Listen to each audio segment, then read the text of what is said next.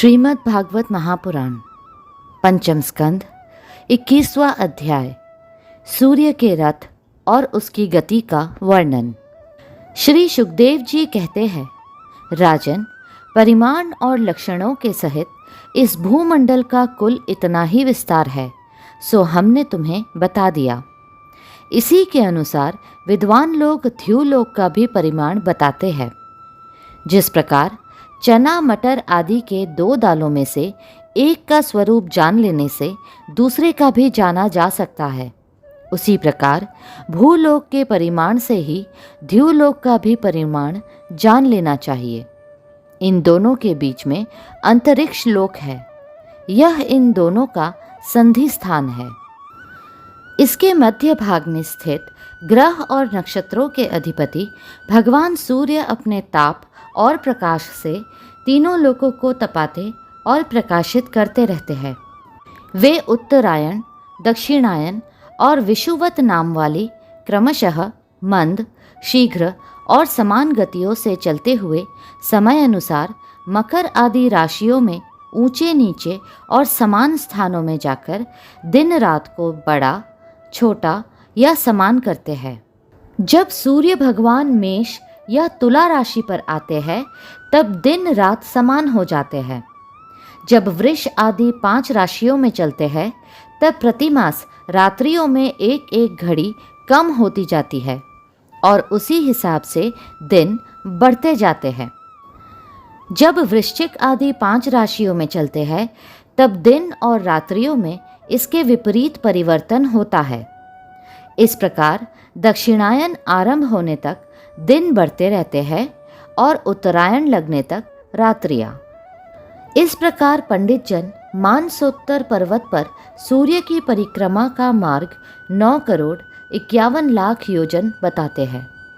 उस पर्वत पर मेरु के पूर्व की ओर इंद्र की देवधानी, दक्षिण में यमराज की संयममणि, पश्चिम में वरुण की निम्लोचनी और उत्तर में चंद्रमा की विभावरी नाम की पुरिया है। इन पुरियों में मेरु के चारों ओर समय समय पर सूर्योदय, मध्याह्न, सायंकाल और अर्धरात्रि होते रहते हैं। इन्हीं के कारण संपूर्ण जीवों की प्रवृत्ति या निवृत्ति होती है।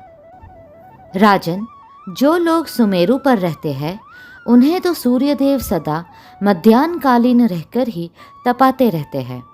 वे अपनी गति के अनुसार अश्विनी आदि नक्षत्रों की ओर जाते हुए यद्यपि मेरु को बाईं ओर रखकर चलते हैं तो भी सारे ज्योतिर्मंडल को घुमाने वाली निरंतर दाईं ओर बहती हुई प्रवाह वायु द्वारा घुमा दिए जाने से वे उसे दाईं ओर रखकर चलते जान पड़ते हैं।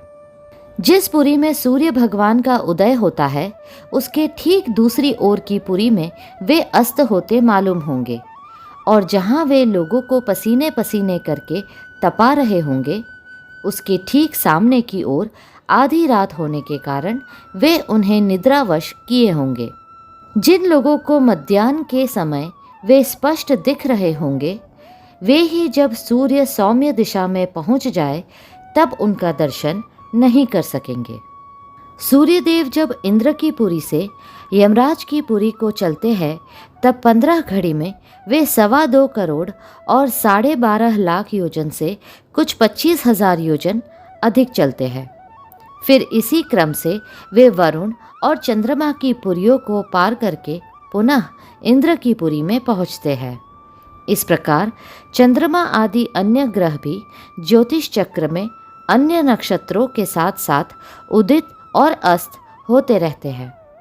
इस प्रकार भगवान सूर्य का वेदमय रथ एक मुहूर्त में 34,08,000 योजन के हिसाब से चलता हुआ इन चारों पुरियों में घूमता रहता है। इसका संवत्सर नाम का एक चक्र अर्थात पहिया बतलाया गया है।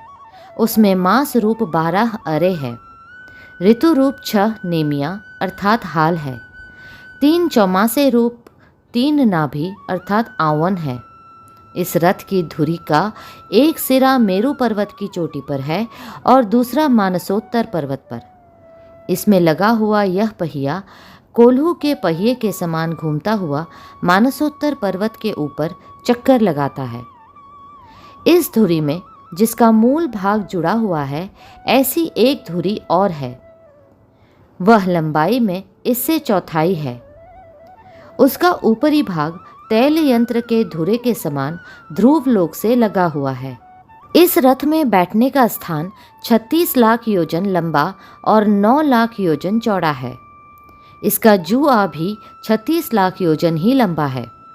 उसमें अरुण नाम के सारथी ने गायत्री आदि छंदों के से नाम वाले 7 घोड़े जोत रखे हैं।